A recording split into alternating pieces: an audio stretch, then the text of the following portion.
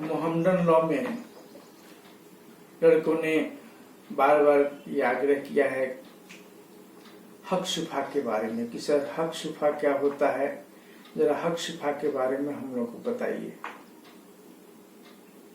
तो हमने सोचा कि आज आप लोगों को हक शुफा के बारे में बताया जाए। मुस्लिम लॉ में हक शुफा या पूर्व क्रयाधिकार या प्रियम्पशन एक अधिकार होता है। हक माने अधिकार होता है और शुफा का अर्थ होता है जोड़ना। शुफा का अर्थ होता है जोड़ना, यानी जब किसी व्यक्ति को किसी अधिकार से जोड़ा जाता है तो उसको हक शुफा कहा जाता है। यह हक शुफा का शाब्दिक अर्थ हुआ,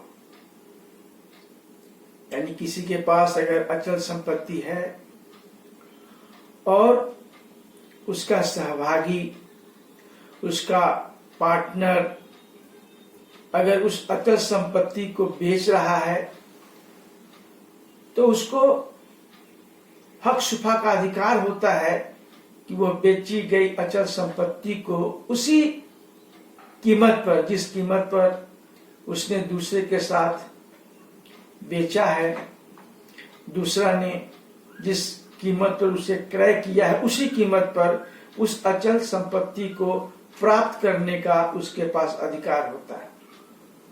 इसे हक शुफा कहते हैं। हिंदी में इसे पूर्व क्रयाधिकार कहा जाता है। पूर्व माने पहले, क्रय माने खरीदने का अधिकार, पहले खरीदने का अधिकार। यानी अगर कोई व्यक्ति अपनी अचल संपत्ति को बेच रहा है तो दूसरा व्यक्ति जो उस अचल संपत्ति का सहभागीदार हो, पड़ोसी हो या उन्मुक्तियों का भोगी हो, तो उसे अधिकार होता है कि जिसके साथ वो संपत्ति बेची जा रही है उस व्यक्ति से वो संपत्ति प्राप्त करे। उसे पहले लेने का अधिकार होता है, उसके पास प्राइमरी राइट होता है। इसी को प्रियम्पशन भी कहते हैं। तो हक शुफा या पूर्व क्रयाधिकार या प्रियम्पशन एक ऐसा अधिकार होता है जो उस व्यक्ति को, जो व्यक्ति किसी अचल संपत्ति का स्वामी है, अगर संपत्ति की विक्रय कर रहा है तो दूसरे व्यक्ति को जो उससे जुड़ा हुआ है या उसका सहभागी है या उससे उन्मुक्तियां उसे प्राप्त है, तो उसे उसी कीमत पर, उसी राशि पर, जिस राशि पर वो बेची गई है, प्राप्त करने का अधिकार होता है। हिदाया ने भी हक शुफा की परिभाषा देते हुए यही कहा है कि हक शुफा संलग्न अस्थायी संपत्ति को प्राप्त करने का एक अधिकार होता है। अब हक शुफा का अधिकारी कौन होगा, किस व्यक्ति को हक शुफा का अधिकार होगा, इसके लिए शर्तें निर्धारित की गई। 3 शर्तें हैं जिसको धारण करने वाले को यह अधिकार होगा कि वह अपने हक शुफा का अधिकार की मांग करे या न्यायालय से उसे लागू करने की न्यायालय के पास याचिका प्रस्तुत करे। पहला शर्त है कि जो हक शुफा का दावा कर रहा है, यानी दावा करने वाला व्यक्ति अचल संपत्ति का स्वामी हो। जो दावा कर रहा है हक शुफा का, वह अचल संपत्ति का उसे स्वामी होना चाहिए, एब्सोल्यूट ओनरशिप उसके पास होना चाहिए। वो बंधक नहीं हो, लीज नहीं हो, मॉर्गेज नहीं हो, उस पर उसे पूर्ण स्वामित्व प्राप्त हो जो दावा कर रहा है। जो दावा कर रहा है,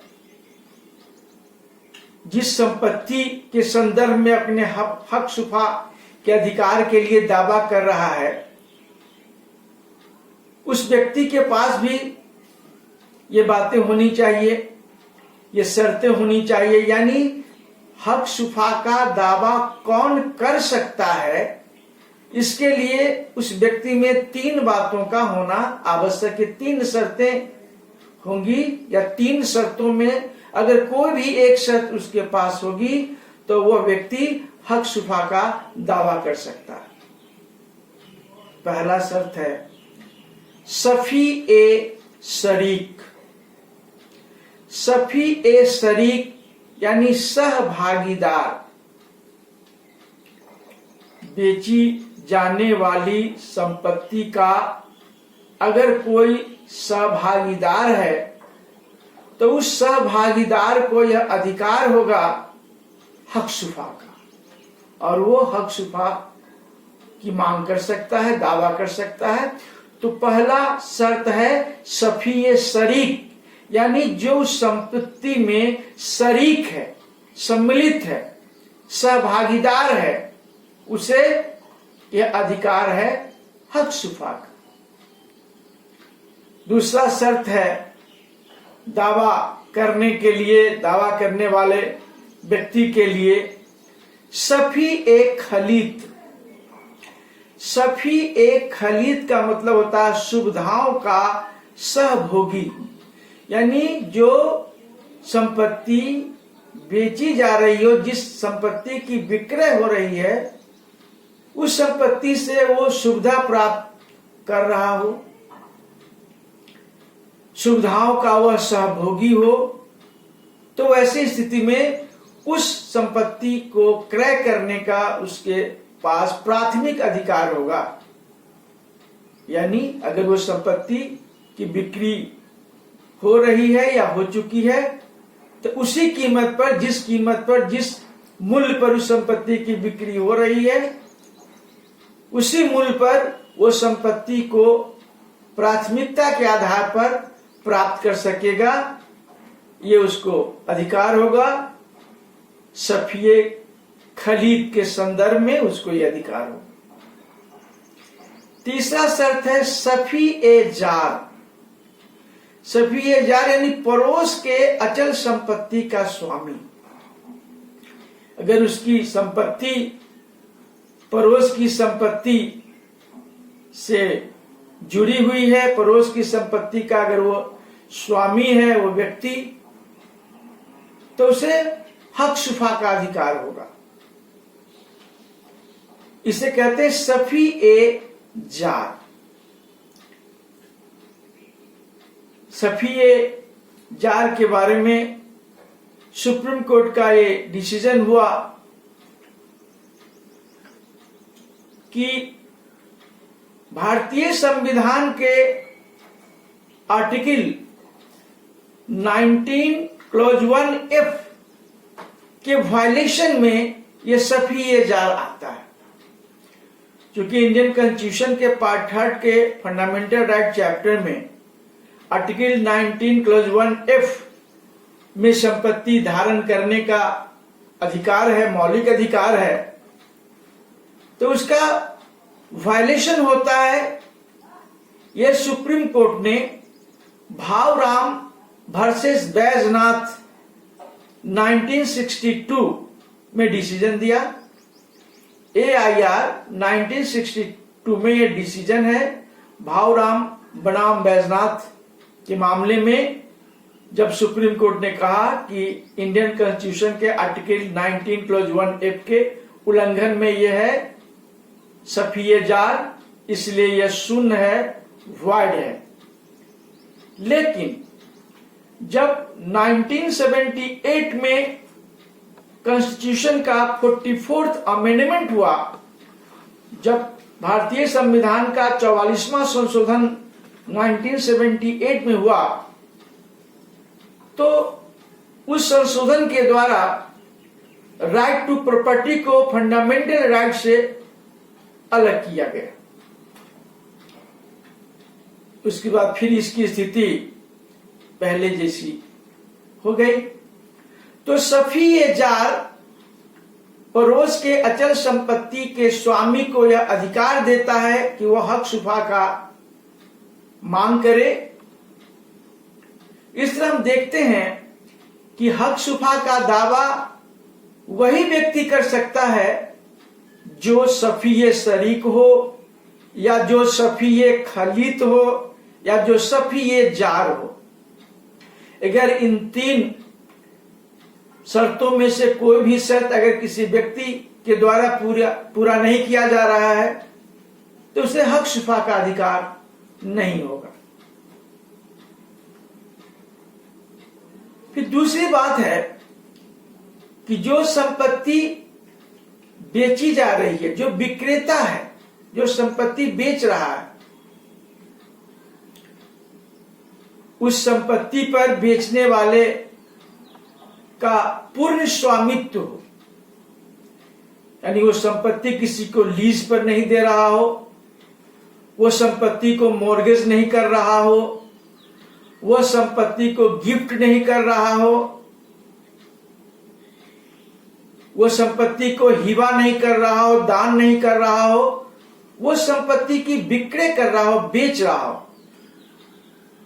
तो जो विक्रेता हो, जो संपत्ति को बेच रहा है, उस संपत्ति का पूर्ण स्वामी हो, उसे उस संपत्ति पर पूर्ण स्वामित्व प्राप्त हो, तो वैसी स्थिति में हक शुफा का दावा किया जा सकता है। और यदि वो संपत्ति बेच नहीं रहा हो तो ऐसी स्थिति में हक शुफा का दावा नहीं किया जा सकता है। तीसरी बात है कि जो दावा की गई संपत्ति है वो सही माने में उसका ऑनरशिप का ट्रांसफर हुआ, उसके स्वामित्व का हस्तांतरण हुआ, यानी बेचने वाला उस अस्थायी संपत्ति का पूर्ण स्वामी हो और अपने स्वामित्व का वो हस्तांतरण कर रहा हो, ट्रांसफर ऑफ प्रॉपर्टी हो, न कि प्रॉपर्टी के ट्रांसफर का कोई दूसरा प्रक्रिया हो।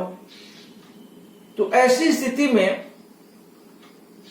उस संपत्ति पर हक शुफा का दावा किया जा सकता है। और इसके अलावा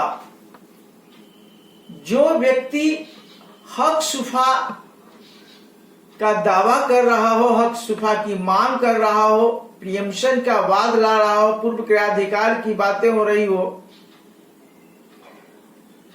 उसके लिए 3 नियमों का पालन करना आवश्यक है। जो व्यक्ति हक शुफा का दावा कर रहा हो, प्रियम्पशन की मांग कर रहा हो, उसका डिमांड हो, तो उसके लिए 3 तलब, 3 औपचारिकता को पूरा करना आवश्यक हो। यानी 3 तलब की औपचारिकता की पूर्ति अगर हुई हो तो उसका हक शुफा का अधिकार लागू हो सकेगा।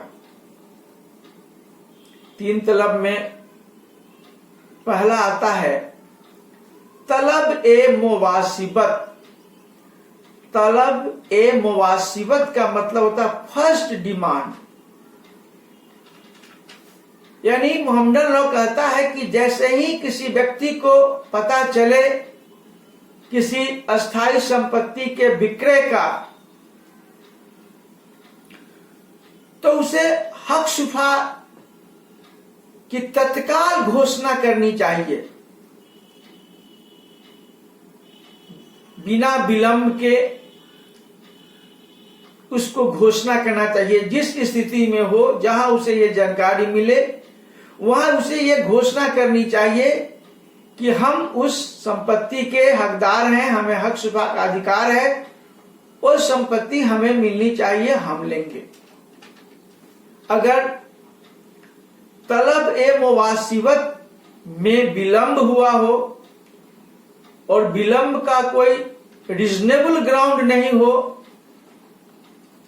कोई तर्क संगत आधार नहीं हो, विश्वसनीय आधार नहीं हो, तो वैसी स्थिति में हक शुफा का अधिकार वहां बाधित हो जाता है।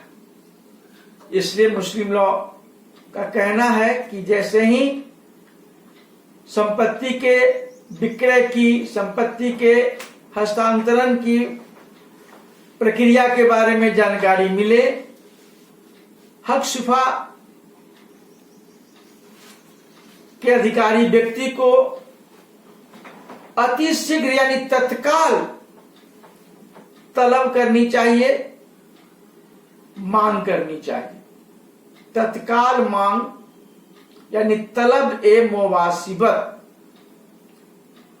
दूसरा है तलब ए इसहाद। तलब ए इसहाद को तलब ए तकरीर भी कहा जाता है। तलब ए इसहाद या तलब ए तकरीर दो साक्षियों की उपस्थिति में विक्रय वाली जमीन पर या विक्रेता के समक्ष या क्रेता के समक्ष ये घोषणा करनी चाहिए हक शुफा के संदर्भ में। तलब ए मुवासियत के आधार पर आप जहां हैं, जिस स्थिति में हैं, जैसे ही मालूम हो आपको घोषणा करनी है। लेकिन तलब ए इसहाद या तलब ए तकरीर का कहना है कि आप विक्रय वाली संपत्ति पर या विक्रेता के समक्ष या क्रेता के समक्ष दो गवाहों की उपस्थिति में आप हक शुफा की मांग कीजिए, तो आपका हक शुफा का अधिकार वहां पर लागू हो सकेगा। तीसरी तलब को कहते हैं तलब ए तमलीक या तलब ए खुशनती। तलब ए तमलीक या तलब ए खुशनती एक औपचारिक तलब नहीं होकर यह प्रक्रिया संबंधी तलब। जब हक शुफा को धारण करने वाला व्यक्ति न्यायालय के समक्ष अपने अधिकार के लिए आवेदन देता है, याचिका प्रस्तुत करता है, तो उसे तलब ए तमलीक कहते हैं, तलब ए खुशनती कहते हैं। इस संदर्भ में एक बातें हैं कि जिस तारीख को क्रेता ने उस जमीन, उस संपत्ति पर, उस जमीन पर कब्जा प्राप्त किया है, पोजीशन प्राप्त किया है, उस तारीख से 1 वर्ष के अंतर्गत प्रक्रियात्मक संबंधी औपचारिकता शुरू करनी है, न्यायालय के समक्ष आवेदन देना है, या जिस तारीख को उस संपत्ति का रजिस्ट्रेशन हुआ है, पंजीकरण हुआ है, उस तारीख से 1 वर्ष के अंतर्गत न्यायालय के समक्ष हक शुफा के लिए आवेदन देना है, प्रक्रिया की शुरुआत करनी है। तो तलब ए तमलीक या तलब ए खुशनती ये औपचारिक घोषणा नहीं होकर, औपचारिक तलब नहीं होकर प्रक्रियात्मक संबंधी कार्य है। इस तरह से हम देखते हैं कि हक शुफा में हक शुफा की मांग करने वाले व्यक्ति को, हक शुफा के अधिकारी व्यक्ति को 3 तलबों की, 3 डिमांडों की, 3 औपचारिकताओं की पूर्ति करनी होती है, जिसे पहला को हम तलब ए मुवासिबत कहते हैं, दूसरे को तलब ए इसहाद कहते हैं, या फिर उसे तलब ए तकरीर भी कहते हैं। दोनों उसी का नाम है, तलब ए इसहाद या तलब ए तकरीर।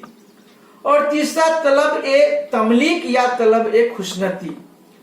तो 3 तलब की औपचारिकता की पूर्ति अगर हुई हो तो हक शुफा का अधिकार वहां पर लागू होता है। धन्यवाद।